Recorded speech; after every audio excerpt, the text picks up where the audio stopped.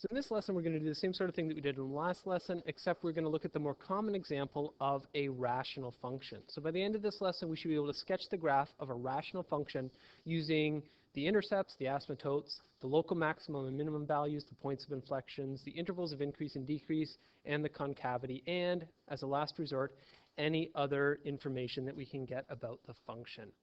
So once again, we are going to do these steps in order. These are the same steps that we did in the last lesson, and I'll write these steps out as we're going along here so you can kind of follow along. So let's jump right into the example here. The function we're going to work on is y equals x divided by x squared minus 4. And again, we're given the first derivative and the second derivative, so we can do that, the intervals of increase and the intervals of concavity. So let's start with our domain here. This is step 1, our domain.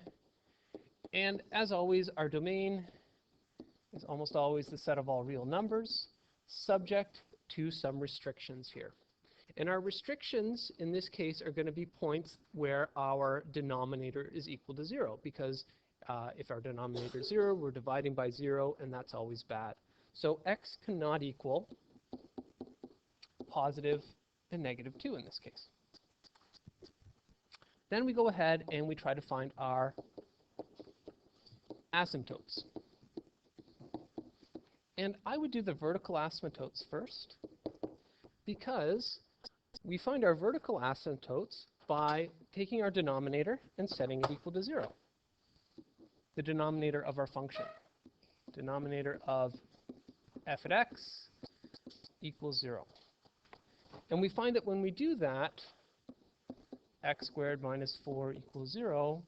Solve by factoring, we get x minus 2, x plus 2 equals 0. Our two vertical asymptotes are going to be x equals positive 2 and x equals negative 2, which were the restrictions that we had on our domain from step 1. So in these first two steps, we've been able to find restrictions on our domain and explain why those restrictions exist, or what they are. Those restrictions on our domain are vertical asymptotes for our function. And it's important to know this at the beginning, because probably these 2 points, positive 2 and negative 2, x equals positive 2 and x equals negative 2, are going to crop up further along in the analysis. And we won't be so worried about these points as they crop up, because we're going to know what they are. They represent vertical asymptotes of our function. Let's move on and get our horizontal asymptote. And again, for our horizontal asymptote, we are going to take the limit as x goes to positive infinity of our function, and we're going to divide our function, or each term in our function, by the highest power of x that we see. So the highest power of x that we see is x squared. So we're going to rewrite our function as x over x squared divided by x squared over x squared minus 4 over x squared, which is just going to be the limit as x goes to infinity of 1 over x squared over x squared is 1, minus 4 over x squared. And then we think back to our unit on limits, where we practiced doing this a little bit. Any term in our limit that has the form something, some number, over some power of x, so something over x squared, something over x cubed, as we make x very, very large, the denominator is going to get larger and larger and larger, and that term is going to tend toward 0. So this is going to tend towards 0, and this is going to tend towards 0. So as we evaluate this limit, we are going to get 0 over 1 minus 0. 0 divided by 1 is just 0, so our horizontal asymptote is y equals 0. Okay? And it's going to ask you for the equation of the horizontal asymptote, so make sure you give it an equation form. Just saying the number 0 is not the equation of the horizontal asymptote, it's just, well, it's just a number, right? It's the value of the limit.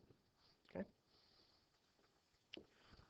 Okay, turning points, intervals of maximum and minimum points, intervals of increase and decrease. So I'll just say max, min, increase, decrease. Okay. So we are looking for points where our first derivative is equal to 0, our first derivative does not exist. Okay? These are going to be the critical points for our increasing and decreasing analysis. So if we're looking at where the first derivative is equal to 0, we're going to take the numerator of the first derivative and set it equal to 0. So our numerator there is negative x squared minus 4 equals 0. Now how should we solve this thing?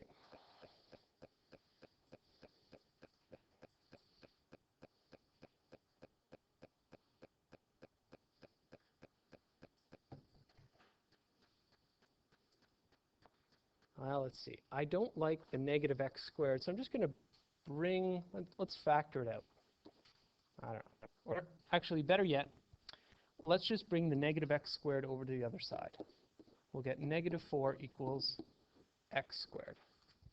And if you were to try and solve this, what would you try to do to both sides of our equation? Take the square root, but you're going to run into a problem, right? What's the problem again? You can't take the square root of the negative number, right? So really, there's no solution here. And that's going to happen. Sometimes you try part of the analysis, it doesn't give you a sensible answer. You just acknowledge, hey, there's no solution, and you move on. Okay? Next up, we want to look for points, critical points that correspond to places where our first derivative does not exist. So we're taking the numerator of our first derivative, x squared minus 4 squared, and we're setting it equal to 0. So if we were going to solve this, I think we would say, okay, x squared minus 4 squared is equal to 0, where x squared minus 4 is equal to 0, and we can solve that by factoring. X minus 2, x plus 2 equals 0, just a difference of squares, and we get two solutions, x equals positive and negative 2. So what do these two critical points represent? Well, we figured out up above that these are vertical asymptotes. These are still critical numbers for our function because it's possible for it to change from increasing to decreasing or decreasing to increasing on either side of these vertical asymptotes. But we know that these points cannot be local maxima or local minima because we already know what they are. They're vertical asymptotes. So right now we can say that there are, we should label these things, I guess, as vertical asymptotes. And we can give ourselves a little note here, no local max or min. We still want to set up that interval table to check for our intervals of increase and decrease. So our intervals are going to be from negative infinity to negative 2, from negative 2 to positive 2, from positive 2 to positive infinity. And again, we're checking each term in our first derivative. So we'll put in our numerator here, negative x squared minus 4, and our denominator, x squared minus 4 all squared.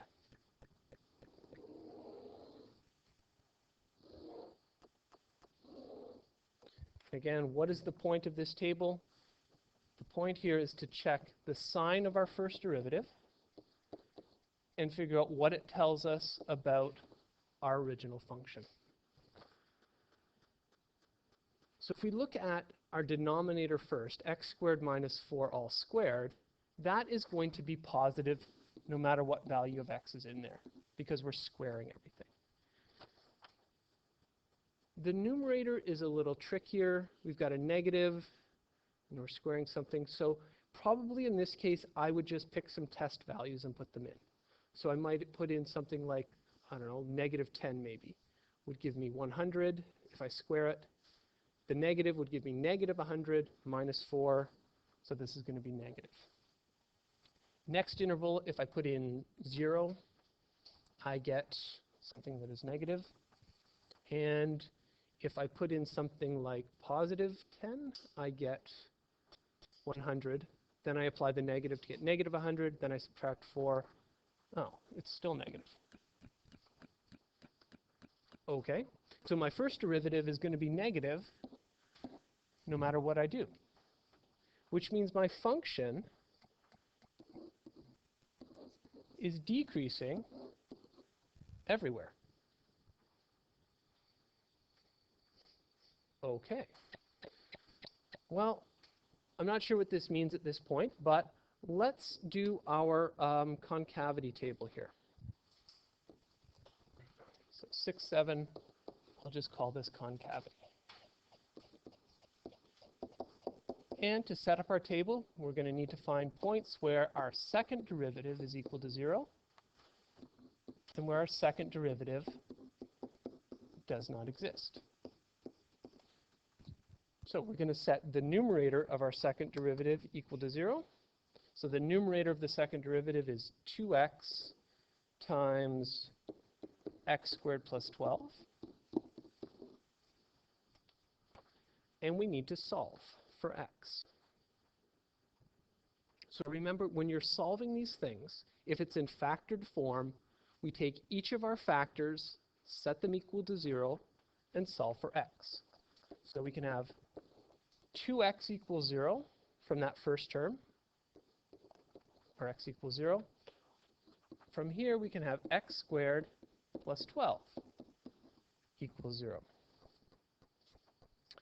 The first one is easy to solve, x equals 0. What about the second one?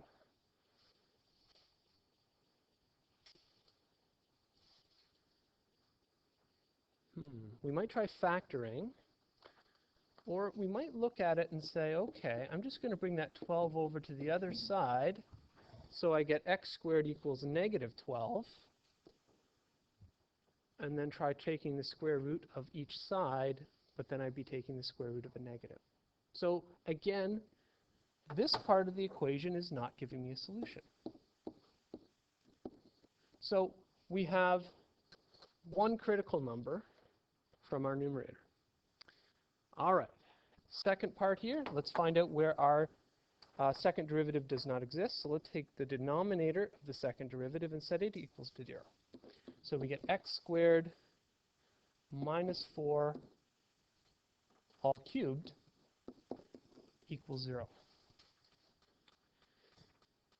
Okay, and you should be getting a sense of deja vu now because we have done this solution a couple of times now.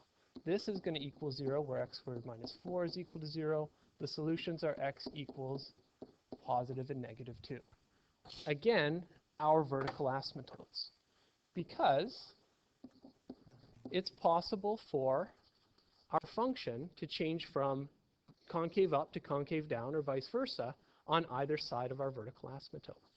So to figure out if it actually does this, let's set up our interval table. We are going to have intervals from negative infinity to negative 2, from negative 2 to 0, from 0 to positive 2, and then from positive 2 on to positive infinity. And again, we are checking the sign of our second derivative. So we want to write down every term in that factored form of our second derivative. So in our numerator, we have two terms. We have 2x, and we have x squared plus 12. In our denominator, we have one term, x squared minus 4, all cubed.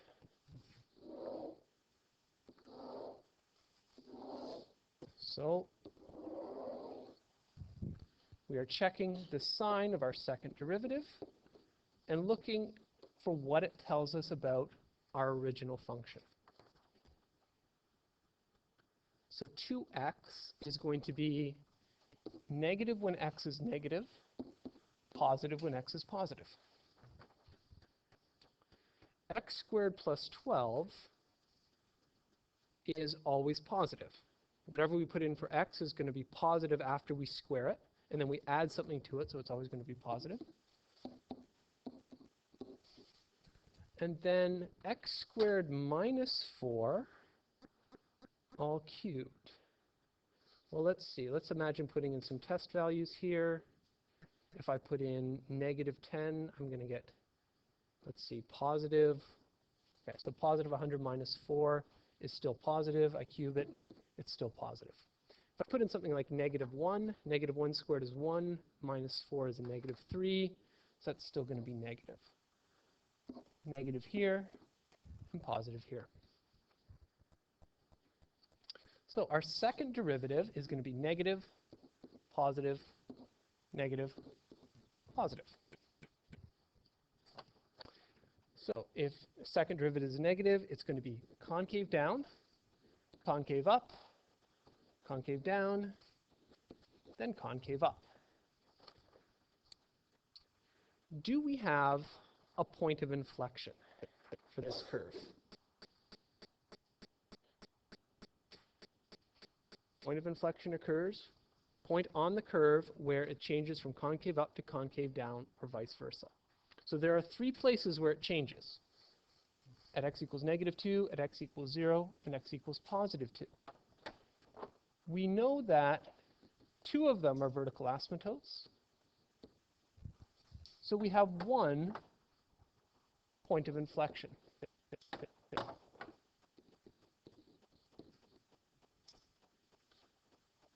And the coordinates of that point of inflection are 0, 0. Okay? So now we have more than enough information to sketch the graph of our function. So let's go ahead and sketch. So our domain was all of the real numbers except for x equals positive and negative 2. And then we found out what those 2 numbers were. They were vertical asymptotes. So I'm going to sketch in my vertical asymptote here at positive 2 and my vertical asymptote at negative 2. And I'm going to label these somehow. This is x equals negative 2. This is x equals positive 2. Then we found our horizontal asymptote at y equals 0.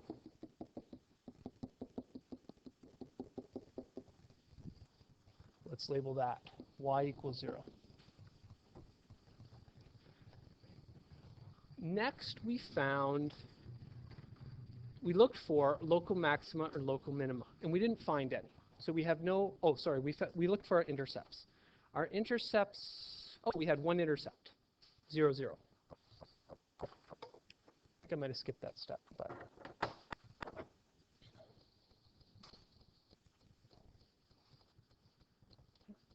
that was an intercept, and we found later on that that was a point of inflection. So then we looked for turning points, maxima and minima. We didn't find any local maxima or local minima. We did find out that our curve was decreasing everywhere. So we had it split up into intervals. It was decreasing in this interval, decreasing in between the asymptotes, and decreasing in that interval. Then we did our point of inflection and our concavity. We found that it was concave down, concave up, concave down, and then concave up. And we had a point of inflection right here at 0, 0.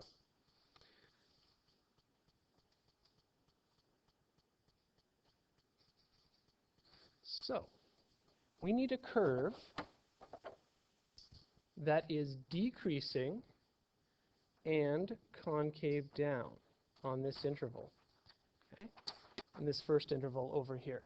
So if the curve is going to be decreasing, how can we draw a decreasing curve? Well, we could draw something like this, but over here, as x goes to negative infinity, this curve has got to tend towards our horizontal asymptote.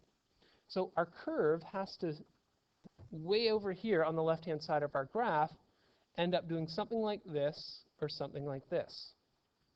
So the only way that our curve can be decreasing and still match up with our horizontal asymptote is if we do something like that. Okay? So this is decreasing and it's concave down. On the next interval, our function also has to be decreasing. So it has to start way up here and end up way down here.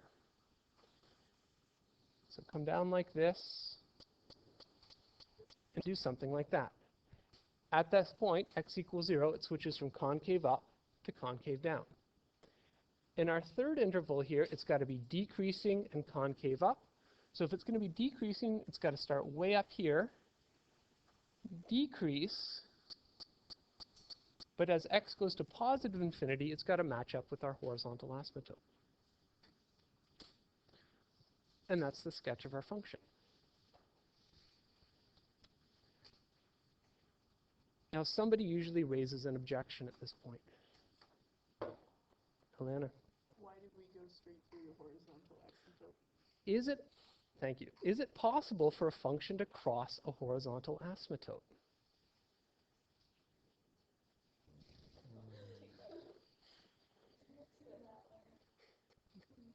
And the answer is yes, it is.